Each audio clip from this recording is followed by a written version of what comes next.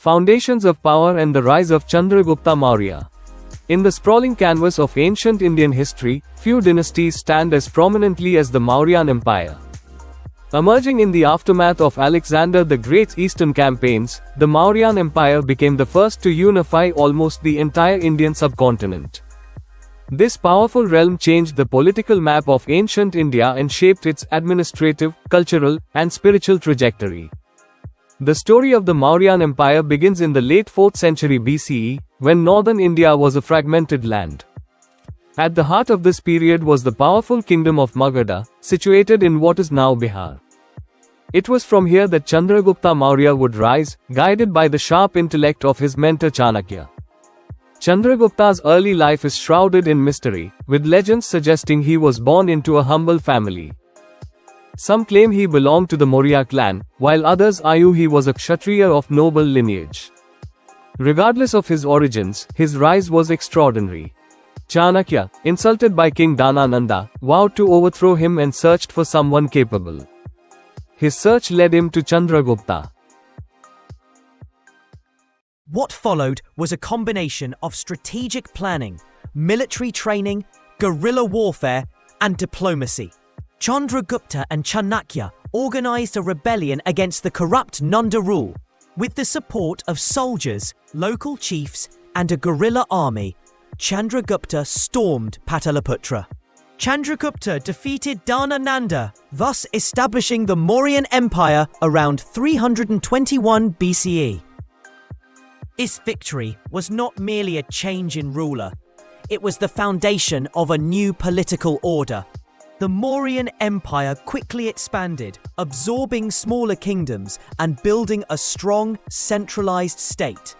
With Chanakya's guidance, administration was structured into a hierarchical bureaucracy.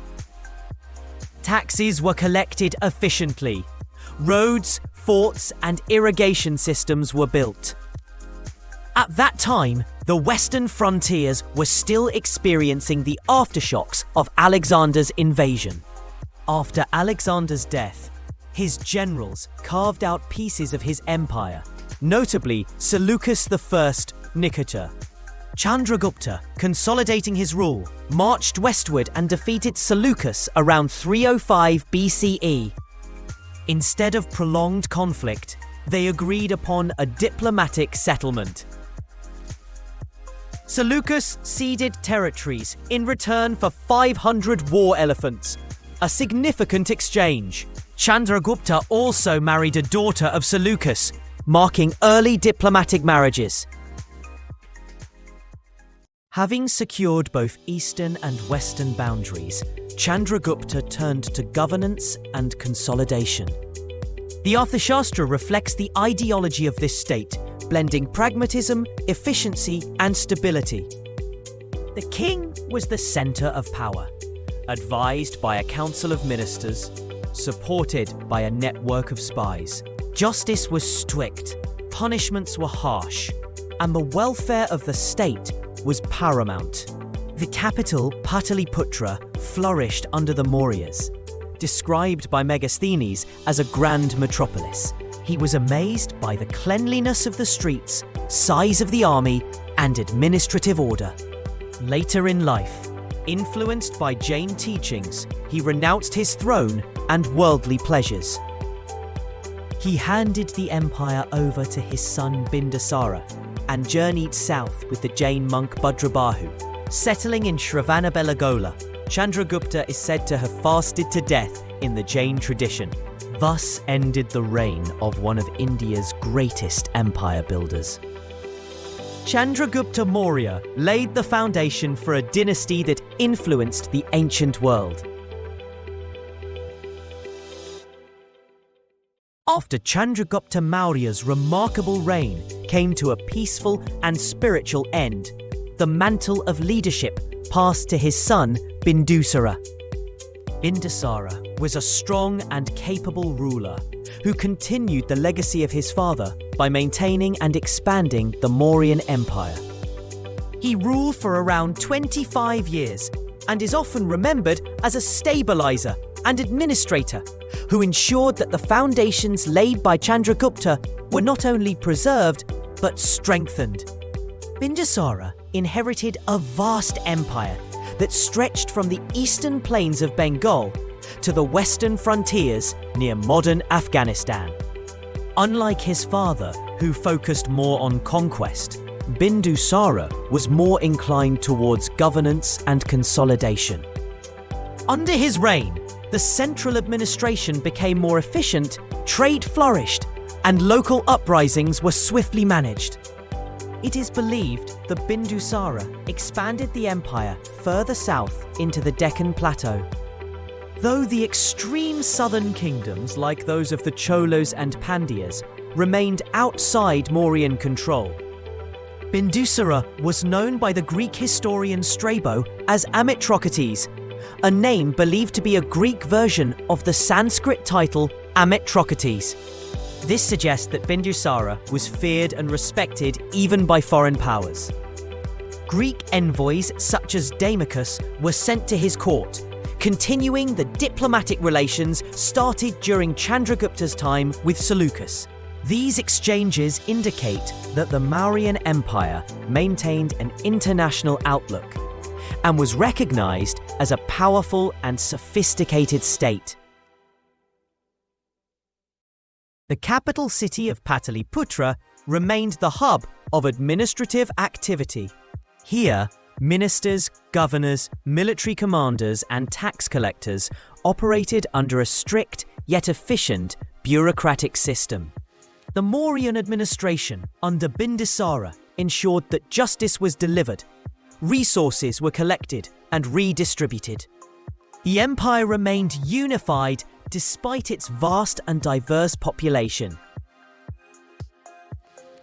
While historical records about Bindusara's personal life are scarce, some ancient texts suggest he had several wives and many children. Among them was Ashoka, the future emperor who would go on to become one of the most celebrated and morally driven rulers. Ashoka's early life, however, was far from peaceful. According to legends and literary sources, Ashoka was not initially the crown prince. He was known for his sharp intellect, military skill, and fierce temperament. As a prince, he was sent to govern Ujjain, a major city in central India. He gained experience in administration and military affairs. It is said that his success in suppressing a rebellion earned him fear and admiration in equal measure. This also made other royal members, including his elder brothers, wary of his rising influence.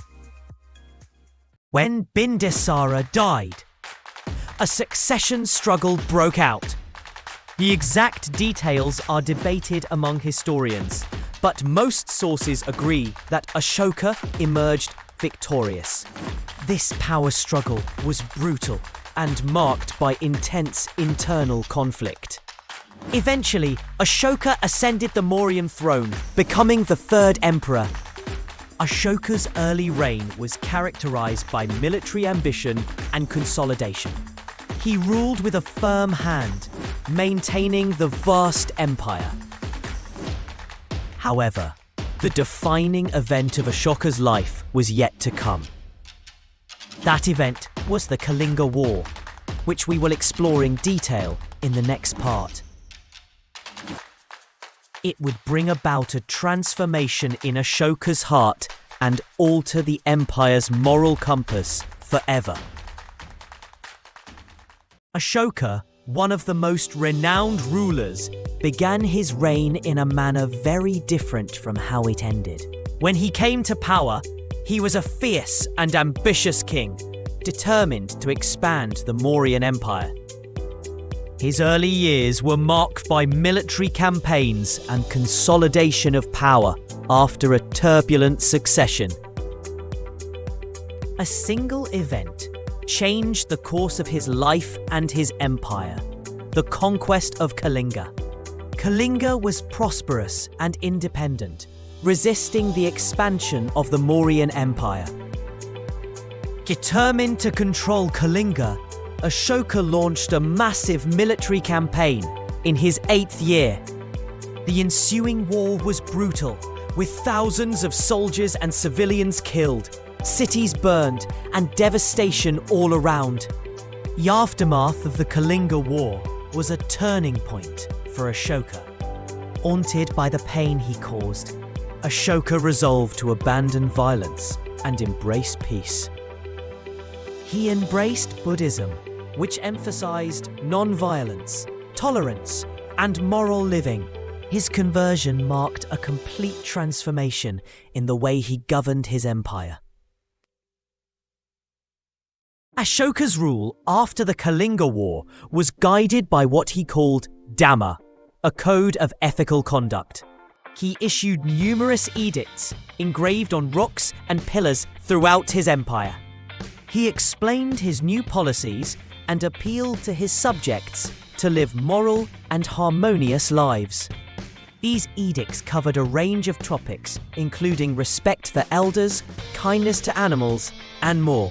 Under Ashoka, the Mauryan administration focused more on the welfare of the people. Hospitals for both humans and animals were established. Roads and rest houses were constructed. Gama Mahamatras were appointed to promote ethical living and resolve disputes. Education and healthcare received increased attention, improving the quality of life. Ashoka also played a key role in spreading Buddhism beyond the borders of India. He sent missionaries to distant lands, including Sri Lanka, Central Asia, and Southeast Asia. His own son, Mahinda, and daughter Sangamita were sent to Sri Lanka. These missions laid the foundation for Buddhism to become a major world religion. Despite his turn to non-violence, Ashoka maintained the administrative strength of the Mauryan Empire. Law and order were preserved, and the economic prosperity of the empire continued. He reduced the emphasis on military expansion and focused more on unifying the people through shared ethical values. Ashoka's transformation from a ruthless conqueror to a compassionate ruler made him one of the most admired figures in history. His legacy of ethical governance and religious tolerance remains relevant even today. While his successors failed to maintain the vast empire he had built and reformed, Ashoka's name endured through the centuries. Ashoka's name endured through the centuries as a symbol of moral leadership and enlightened rule.